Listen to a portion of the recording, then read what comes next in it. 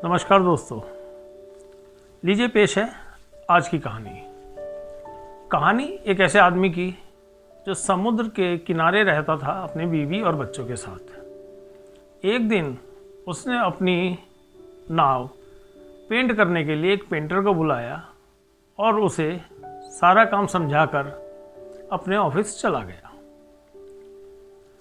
शाम हुई, ऑफिस से वापस लौट कर अपनी बीवी से अपने बच्चों के बारे में पूछा कि बच्चे कहाँ हैं, दिख नहीं रहे।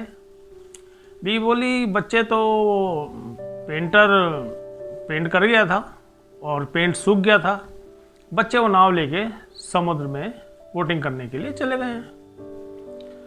बस ये सुनते ही उस आदमी को न जाने क्या हुआ, बदहवास सा वो समुद्र की तरफ भागता गया और जाकर उसने देखा सामने।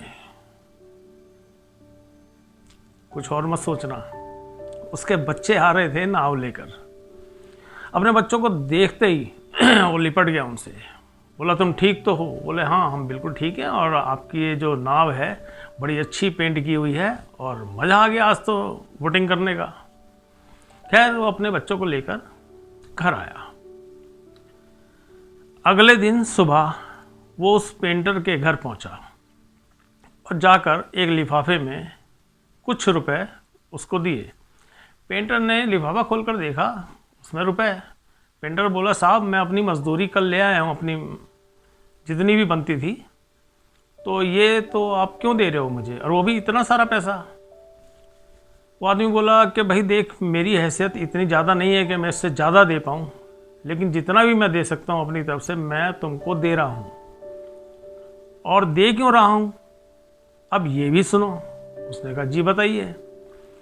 बोले एक्चुअली क्या है कि जब मैंने आपको ये नाव पेंट के लिए बोला था, मैं आपको ये बताना भूल गया था कि इस नाव में एक छेद भी है, और वो छेद के बारे में मैं खुद ही भूल गया था, तो बिना बताए मैं ऑफिस चला गया। ऑफिस से जब लौटा तो फिर जो कुछ हुआ उसने सब बताया।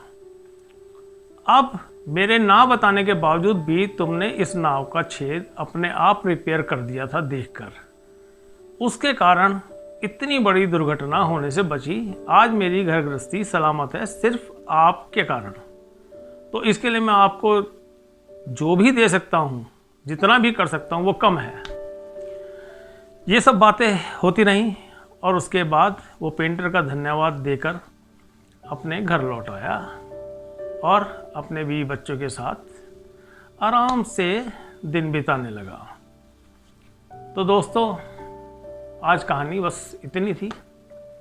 वो नाव एक्चुअली हमारी जीवन रूपी नैया है।